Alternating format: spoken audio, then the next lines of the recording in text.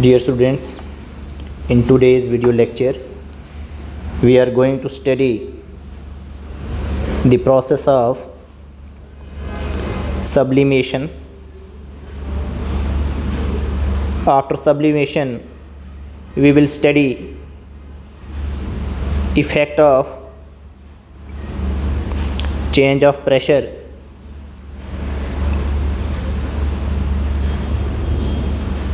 on states of matter.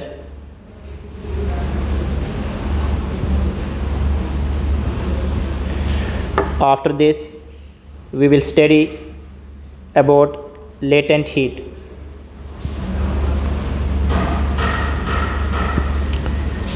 So these are the contents which we are going to discuss in today's lecture. So first of all, we will talk about sublimation. So what is sublimation? First of all, we will try to understand sublimation.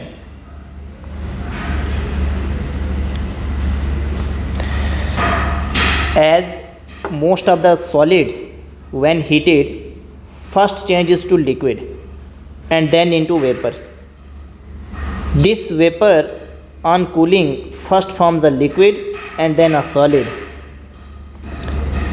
यहाँ पे क्या बताया गया कि बहुत सारे solids जो होते हैं उनको जब हम हीट करते हैं तो सबसे पहले वो सॉलिड्स जो हैं वो लिक्विड में चेंज होते हैं, राइट, और लिक्विड के बाद जो हैं वो वेपर्स में कन्वर्ट होते हैं most of the solids. This vapour on cooling, फिर जब इस वेपर्स की हम कूलिंग करेंगे तो कूल होने के बाद ये वेपर्स लिक्विड में कन्वर्ट होते हैं और लिक्विड्स को फिर से कूल करेंगे तो वो सॉलिड्स में कन्वर्ट होते हैं. ऐसा जो है मोस्ट ऑफ द सॉलिड्स के साथ होता है, right. But there are few solid substances which directly changes into vapours.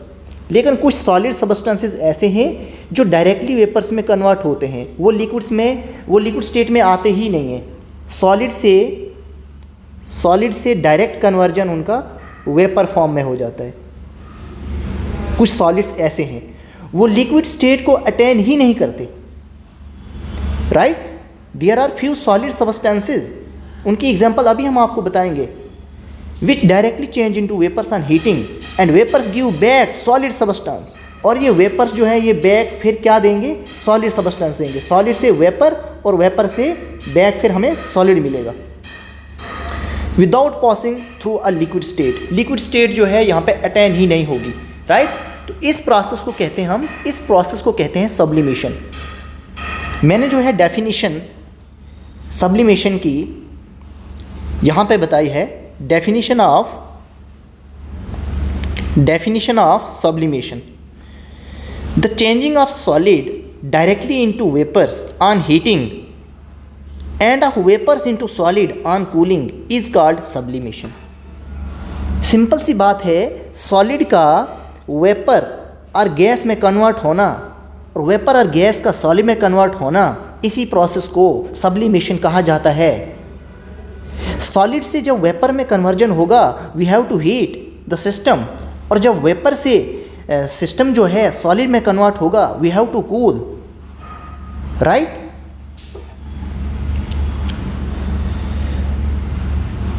तो दो substances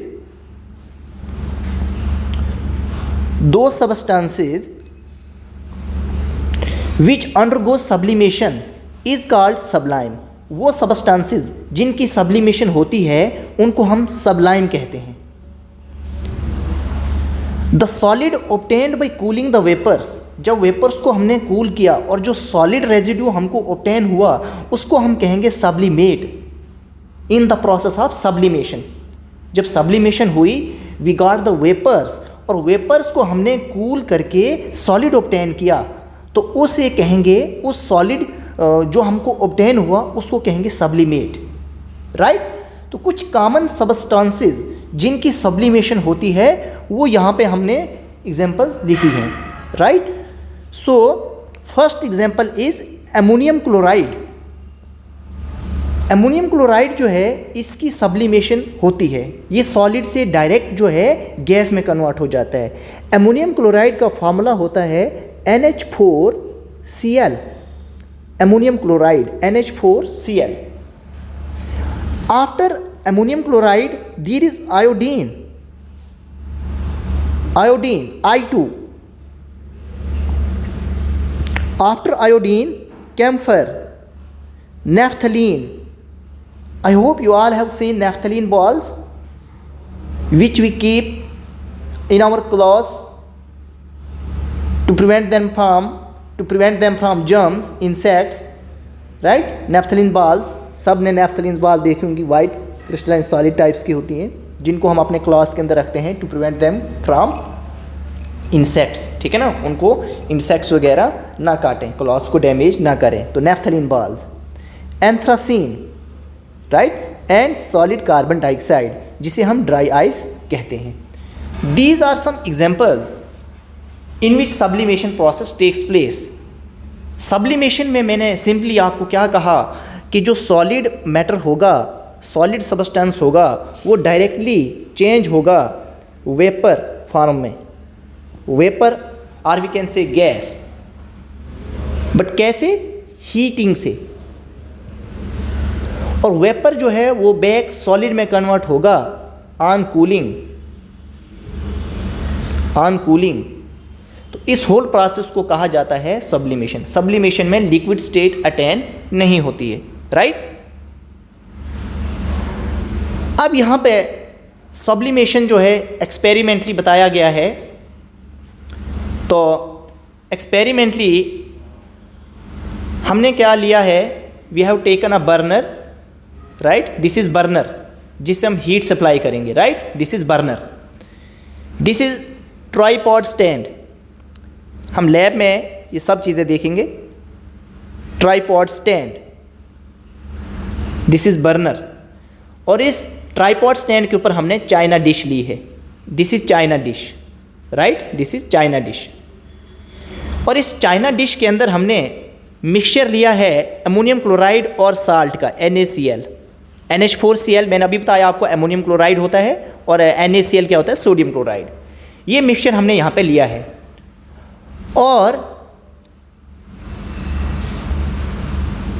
और हमने यहाँ पे ये फनल ली हुई है, फनल, दिस इज फनल, ये जो है ये फनल है,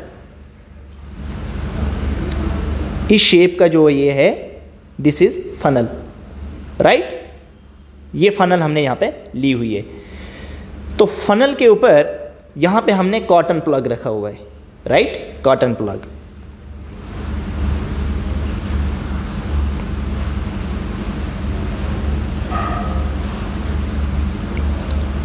देखिए this is cotton plug.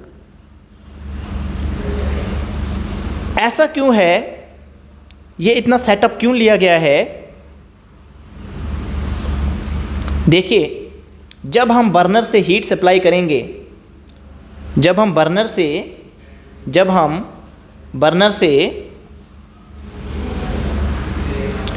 Heat supply करेंगे, तो यहाँ पे अमोनियम क्लोराइड और सोडियम क्लोराइड का जो मिक्सचर है, ठीक, तो अमोनियम क्लोराइड जो सॉलिड है इसके वेपर्स बनेंगे, अमोनियम क्लोराइड के क्या बनेंगे, वेपर्स बनेंगे, और वो वेपर्स यहाँ पे डिपॉजिट होंगे, वो वेपर्स यहाँ पे क्या होंगे, डिपॉजिट हो जाएंगे, ठीक है। फिर ये वेपर्स क्या हो जाएंगे, यहाँ पे सॉलिडिफाइड हो जाएंगे, ये वेपर्स यहाँ पे सॉलिडिफाइड हो जाएंगे। मतलब जो हमारे पास अमोनियम क्लोराइड था इसके डायरेक्ट वेपर्स बन गए, और इन वेपर्स को डिटेक्ट करने के लिए, इनके बारे में जानने के लिए, इसीलिए हमने यहाँ पे कॉटन प्लग रखा है, so that these vapours do not escape into the atmosphere. यहाँ से जो ये वेपर्स आए अमोनियम क्लोराइड के, ये यहाँ पे आके डिपॉजिट हो रहे हैं, और आफ्टर डिपॉजिटिंग ये सॉलिडिफाइड हो जा रहे हैं फिर वेपर्स, ठीक है। तो गैस से अमोनियम क्लोराइड से पहले वेपर्स बन रहे हैं और फिर वेपर्स से ये सॉलिडिफाइड फॉर्म में कन्वर्ट हो रहे हैं, क्योंकि हमने यहाँ पे कॉटन प्लग रखा है, they can not escape into the atmosphere. तो इस तरीके से हमने देखा कि अमोनियम क्लोराइड जो है, जो ये NaCl साल्ट होता है, वो ये यहीं पे रहता है, ठीक है। तो अमोनियम क्लोराइड जो है ये पहले जो है इसके वेपर्स बन जाते हैं, ये यहाँ पे बन जाता है, वेपर्स बन जाते हैं। मतलब ये एक सेपरेशन टेक्निक भी है कि आप एमोनियम क्लोराइड और सोडियम क्लोराइड को सेपरेट कर सकते हैं। अगर आपने एमोनियम क्लोराइड और सोडियम क्लोराइड के मिक्सचर को सेपरेट करना है तो आप इस सेटअप को परफॉर्म करेंगे लैब में, राइट। फिर क्या करेंगे आप, जब इसको हीट देंगे तो जो एमोनियम क्लोराइड है इसके वेपर्स बन के यहाँ पे आ जाएंगे, राइट, और सोडियम क्लोराइड जो है यहाँ पे रह जाएगा, राइट। तो हमने यहाँ पे कॉटन प्लग रखा हुआ है जिसकी वजह से ये वेपर्स जो है एस्केप इजली नहीं हो जाएंगे एटमॉस्फेयर में, राइट। तो आफ्टर दैट ये वेपर्स फिर सॉलिडिफाइड हो जाएंगे। तो इस तरीके से हम यहाँ पे इस मिक्सचर को सेपरेट भी कर सकते हैं, राइट। आई होप कि आपको सब्लिमेशन प्रोसेस समझ में आ गया। और एक्सपेरिमेंटली ये चीज़ जो है एक्सपेरिमेंट है, मतलब इस तरीके से हम लैब में परफॉर्म कर सकते हैं by taking the mixture of ammonium chloride and sodium chloride, right.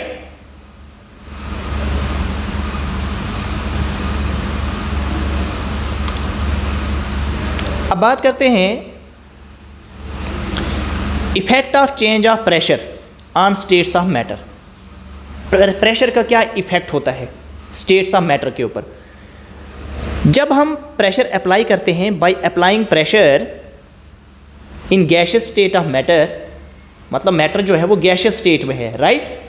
Matter जो है गैसियस स्टेट में है, means particles are far away from each other, they are randomly moving in all directions, right. तो जब हमने प्रेशर अप्लाई किया, suppose हमने pressure apply किया with the help of piston, suppose this is piston, right, जिसको हम compress करेंगे तो ये पिस्टन जो है डाउनवर्ड आएगा और ये पार्टिकल जो है they will come close to each other, right. तो so by applying pressure with the help of piston the gaseous state of matter consequently inter particle distance decreases. जो ये पार्टिकल्स के बीच में डिस्टेंस है ये क्या हो जाएगा, डिक्रीज हो जाएगा, ये डिक्रीज हो जाएगा जब हम प्रेशर अप्लाई करेंगे। And this particles come so close that they start attracting one another, ये पार्टिकल्स एक दूसरे के नज़दीक आने लगेंगे और एक दूसरे को अट्रैक्ट करेंगे और लिक्विड बन जाएगा, तो गैस से लिक्विड बन जाएगा। जब आप प्रेशर को अप्लाई करेंगे गैस के ऊपर तो gas can be converted into liquid. In other words we can say the gas get liquefied by application of pressure. तो यहाँ सिंपल सी बात हमें ये याद रखनी है effect of change of pressure में, gas can be liquefied, gas को हम लिक्विफाई कर सकते हैं जब हम प्रेशर को इंक्रीज करेंगे और टेम्परेचर को डिक्रीज करेंगे, प्रेशर को इंक्रीज करेंगे, तब जाके गैस जो है लिक्विड में कन्वर्ट हो सकती है। जैसे यहाँ पे डायग्रामेटिकली बताया गया है, this is gas, this is liquid and this is solid, right, liquid, this is solid. So देखिए गैस के अंदर जो पार्टिकल्स हैं आपको दिखाई दे रहे होंगे, गैस के अंदर जो पार्टिकल्स हैं they are far away from each other, एक दूसरे से दूर दूर हैं। This is cylinder and this is piston. जब हम पिस्टन की हेल्प से यहाँ पे प्रेशर अप्लाई करेंगे these particles will come close to each other, दिख रहा है पार्टिकल्स एक दूसरे के नज़दीक आ रहे हैं जब हम पिस्टन से प्रेशर अप्लाई कर रहे हैं। तो ये गैस से क्या बन गया, लिक्विड कन्वर्ट हो गया, और लिक्विड फिर से आप प्रेशर अप्लाई करेंगे तो लिक्विड से सॉलिड बन सकता है। So it was all about the effect of change of pressure. आपको सिंपल सी दो बातें याद रखनी है effect of change of pressure के अंदर। A gas can be liquefied by increasing pressure and decreasing temperature, क्योंकि जब टेम्परेचर को आप डिक्रीज करेंगे तो पार्टिकल्स की काइनेटिक एनर्जी क्या हो जाएगी, जब आप टेम्परेचर को डिक्रीज करेंगे तो जो पार्टिकल्स की जो काइनेटिक एनर्जी होती है वो डिक्रीज हो जाती है। जब पार्टिकल्स की काइनेटिक एनर्जी डिक्रीज हो जाएगी तो एक दूसरे के नज़दीक आएंगे, ठीक है। तो गैस पहले लिक्विड में कन्वर्ट हो सकता है और लिक्विड के बाद वो सॉलिड में कन्वर्ट हो सकता है। तो I will repeat once again, by decreasing temperature particles, the kinetic energy of particles decreases, as a result gas will convert into liquid and after that liquid will convert into solid, right? I hope आपको ये समझ में आ गई बात यहाँ तक, right? अब कुछ important questions मैंने यहाँ पे रखे हैं। So first question is solid carbon dioxide which we call dry ice is stored under high pressure. Why? जो सॉलिड कार्बन डाइऑक्साइड जिसे हम ड्राई आइस कहते हैं, इसे हम हाई प्रेशर में स्टोर करके रखते हैं। ऐसा क्यों? बहुत इंपॉर्टेंट क्वेश्चन है। This is because decreasing the pressure on solid carbon dioxide, जब हम प्रेशर को डिक्रीज करेंगे it gets converted directly into carbon dioxide gas. जब हम प्रेशर को डिक्रीज करेंगे, ठीक है, तो ये किस में कन्वर्ट हो जाएगा? कार्बन डाइऑक्साइड गैस में कन्वर्ट हो जाएगा। तो इससे इसको प्रिवेंशन के लिए इसको हम हाई प्रेशर में स्टोर करके रखते हैं। अगर प्रेशर डिक्रीज हो गया it will convert into carbon dioxide gas, right. इस क्वेश्चन को लर्न कीजिए, ठीक है। क्वेश्चन नंबर 2 क्या है? Solid carbon dioxide is a white solid called dry ice. ठीक बात है, सॉलिड कार्बन डाइऑक्साइड एक वाइट सॉलिड ड्राई आइस जिसे हम कहते हैं। Y it is called dry ice? इसे ड्राई आइस क्यों कहा जाता है? क्वेश्चन ये है। जो सॉलिड कार्बन डाइऑक्साइड होता है it is extremely cold substance, extremely cold substance होता है। It is use to deep freeze, इसे इस्तेमाल किया जाता है डीप फ्रीज में फूड को, and this is and to keep ice cream cold, food को डीप फ्रीज करने के लिए और आइसक्रीम को कोल्ड रखने के लिए इसका इस्तेमाल किया जाता है।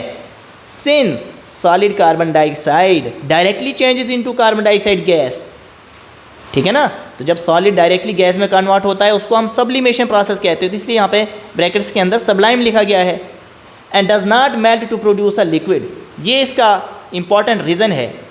सिंस से आगे जो क्वेश्चन है कि Y it is called dry ice, इसे वेट आइस क्यों नहीं कहा, राइट, या कोई दूसरा नाम क्यों नहीं कहा, इसे ड्राई आइस क्यों कहा? Since solid carbon dioxide directly changes into carbon dioxide gas, right, directly changes into carbon dioxide gas and does not melt to produce a liquid, ये मेल्ट होकर लिक्विड प्रोड्यूस नहीं करता। अगर ये लिक्विड प्रोड्यूस करता फिर ये मॉइस्चर काज करता, फिर ये मेल्टिंग काज करता, मेल्ट, ठीक है ना। तो that is ordinary ice, it is called dry ice, ठीक है। ये डायरेक्टली जो है सॉलिड से गैस में कन्वर्ट होता है। It does not melt to produce liquid, that is why it is called dry ice, right.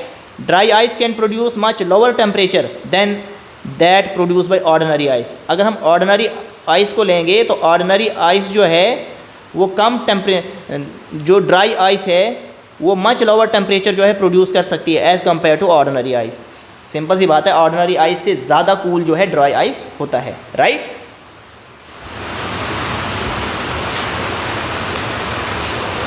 It is much more effective for cooling purpose then ordinary ice, इसलिए हम dry ice को ज़्यादा use करते हैं cooling purpose के लिए then ordinary ice, right. आई hope कि आपको इन क्वेश्चंस का अंडरस्टैंड भी हो गया, राइट। अब बहुत इंपॉर्टेंट टॉपिक है दैट इज़ लेटेंट हीट, ठीक। लेटेंट, जो लेटेंट है, लेटेंट जो वर्ड है, लेटेंट का मीनिंग होता है हिडन। अब क्या हिडन, ठीक है ना, हिडन, कौन हिडन है यहाँ पे, किस तरीके से है, we will try to understand, right. And heat is a energy.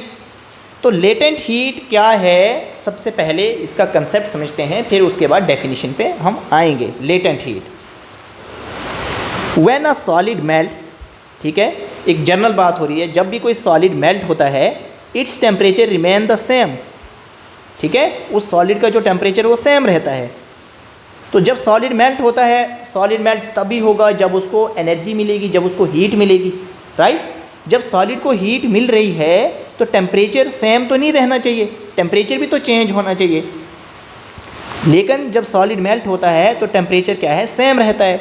So where does this heat energy go, तो जो इस सॉलिड को हीट एनर्जी मिल रही है वो कहाँ जा रही है? In process of melting that the temperature of system does not change after melting point reached. Melting के प्रोसेस में टेम्परेचर जो सिस्टम का है वो चेंज नहीं होता आफ्टर मेल्टिंग पॉइंट रीच, जब मेल्टिंग पॉइंट अटेन हो जाता है, till all the ice melts. This happens even though we continue to supply heat. इस स्टेटमेंट का ये मीनिंग है,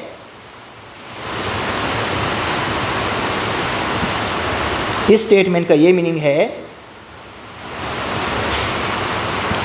कि जैसे हमारे पास जो है, आपने मान लीजिए आपने ये बीकर लिया है, राइट, आपने ये बीकर लिया है, आपने बीकर के अंदर जो है मान लीजिए आपने सॉलिड आइस के पीसेस रखे हुए हैं, राइट, सॉलिड आइस के आपने पीसेस रखे हुए हैं, ठीक है। जब आप इसको बर्नर से हीट सप्लाई कर रहे हैं, जब आप इसे बर्नर से हीट सप्लाई कर रहे हैं तो some of the ice will start melt, कुछ आइस जो है मेल्ट होना स्टार्ट हो जाएगी, राइट, कुछ आइस जो है मेल्ट होना स्टार्ट हो जाएगी। और आपने जो है यहाँ पे ये थर्मोमीटर है, आपने थर्मोमीटर भी जो है लेबॉर्ट्री थर्मोमीटर है, यहाँ पे इस बीकर के अंदर यहाँ पे आपने लैब थर्मोमीटर को भी डिप किया है। दिस इज़ थर्मोमीटर, ठीक है, जो मैंने आपको शो कराया इमेज, दिस इज़ थर्मोमीटर। आपने जो है यहाँ पे suppose you have kept here thermometer, temperature measure करने के लिए आपने यहाँ पे थर्मोमीटर भी रखा है, थर्मोमीटर। आप हीट सप्लाई करते जा रहे हैं और कुछ आइस जो है वो वाटर में कन्वर्ट हो रही है, this is ice and this is water, लेकिन जो टेम्परेचर आप सप्लाई कर रहे हैं, लेकिन थर्मोमीटर में कोई रीडिंग में चेंज नहीं आ रहा है, टेम्परेचर जो है बिल्कुल कांस्टेंट रह रहा है यहाँ पे, ठीक है। तो जो आप हीट दे रहे हैं तो वो हीट कहाँ जा रही है? आइस तो वाटर में कन्वर्ट हो रहा है, लेकिन वो हीट कहाँ जा रही है, ठीक है ना, क्योंकि आइस जो है this is solid state of matter, water is liquid state of matter, तो सॉलिड जो है लिक्विड में कन्वर्ट हो रहा है by when we are supplying heat. But where does this heat go? क्योंकि हम टेम्परेचर तो मेजर कर रहे हैं, but there is no change in the reading of temperature in the thermometer scale, ठीक है। तो दैट हीट रिमेन्स हिडन, वो हीट जो है जो हम सप्लाई कर रहे हैं ये हीट हिडन रहती है। हिडन इन द सेंस के जो ice is a solid, ice के जो पार्टिकल्स हैं दे आर क्लोजली पैक्ड, ठीक। तो जब हम हीट सप्लाई कर रहे हैं तो वो हीट जो है ना इन पार्टिकल्स को सेपरेट करने में हेल्प कर रही है, इन पार्टिकल्स को सेपरेट करने में वो हीट हेल्प कर रही है, इसलिए हमें थर्मोमीटर के ऊपर कोई रीडिंग नहीं आ रही है टेम्परेचर की।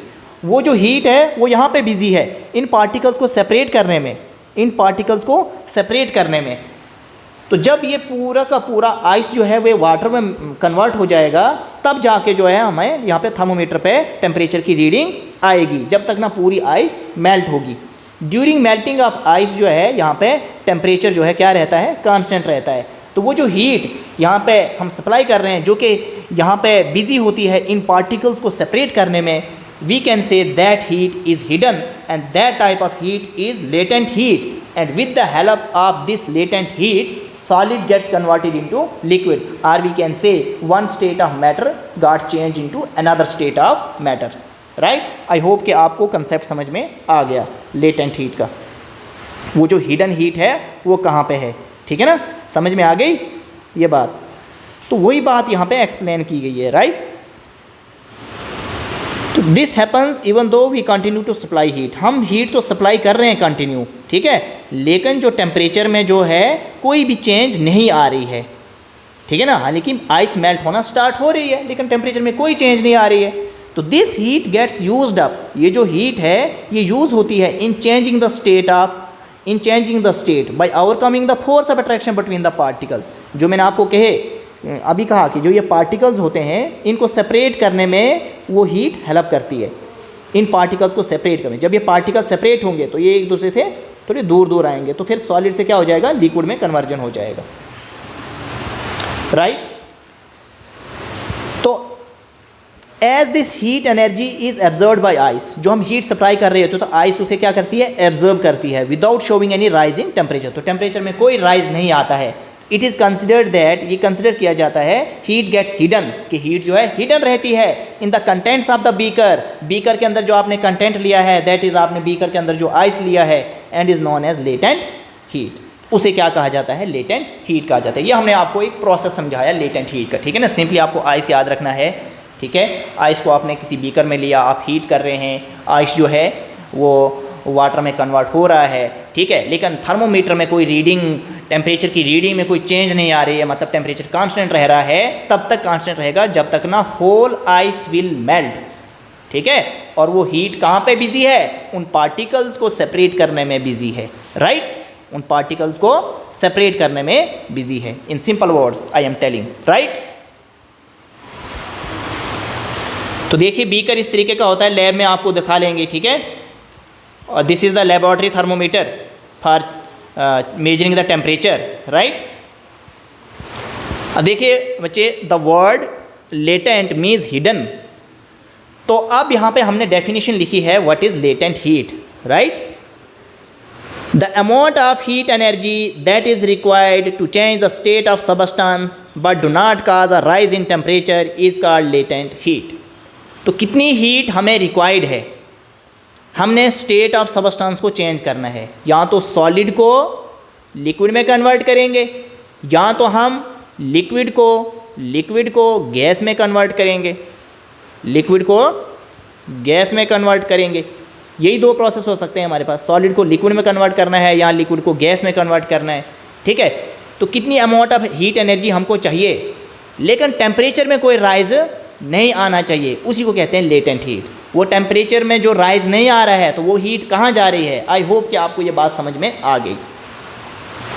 Note particles in water at 273 kelvin. I hope कि सबको पता है 273 kelvin is equal to 0 degree Celsius.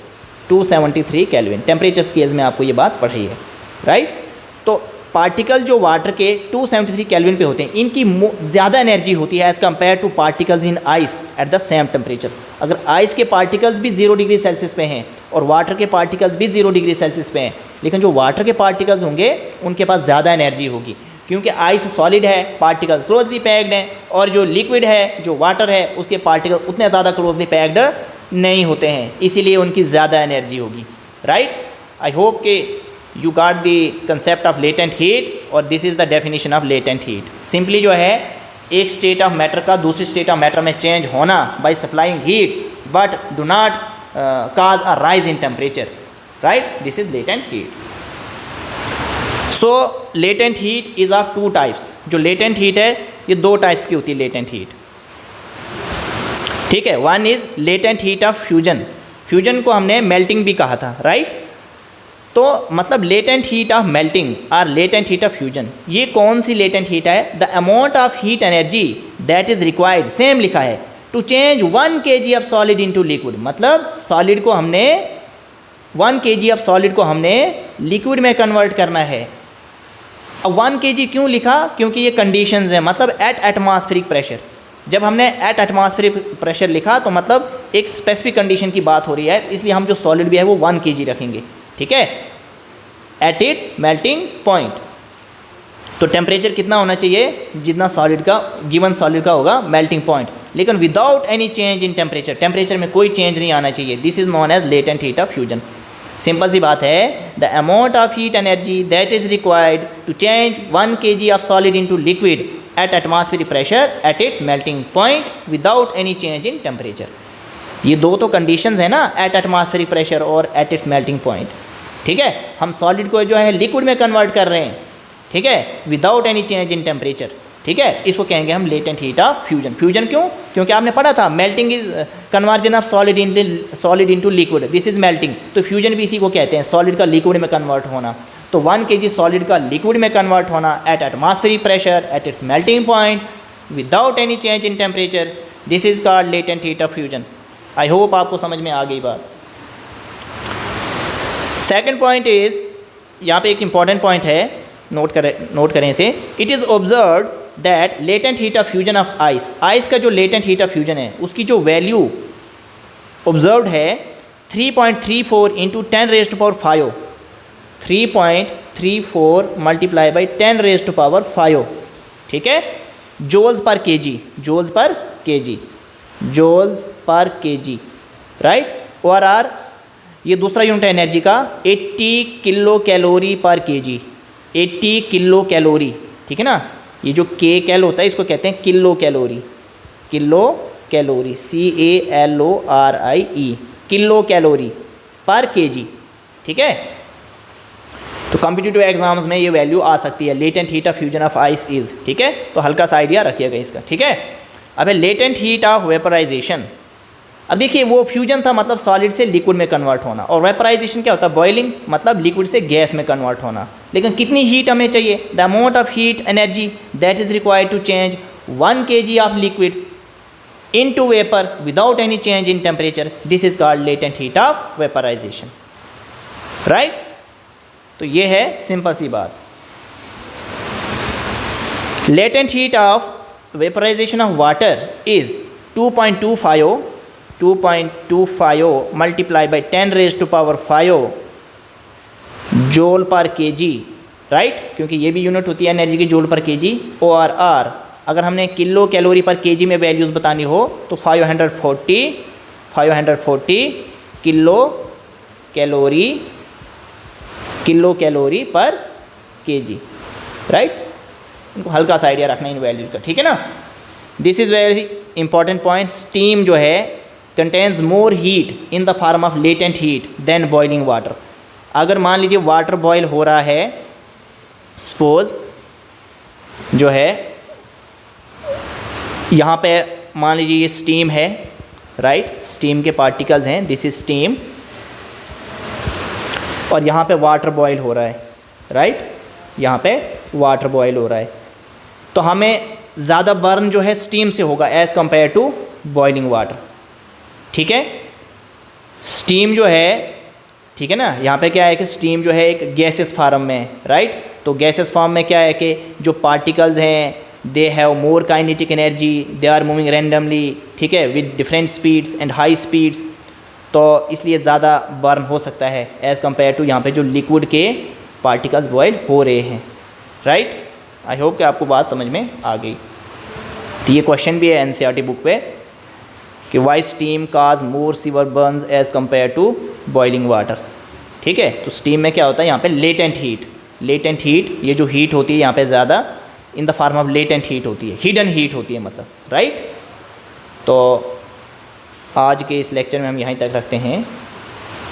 Okay, thank you.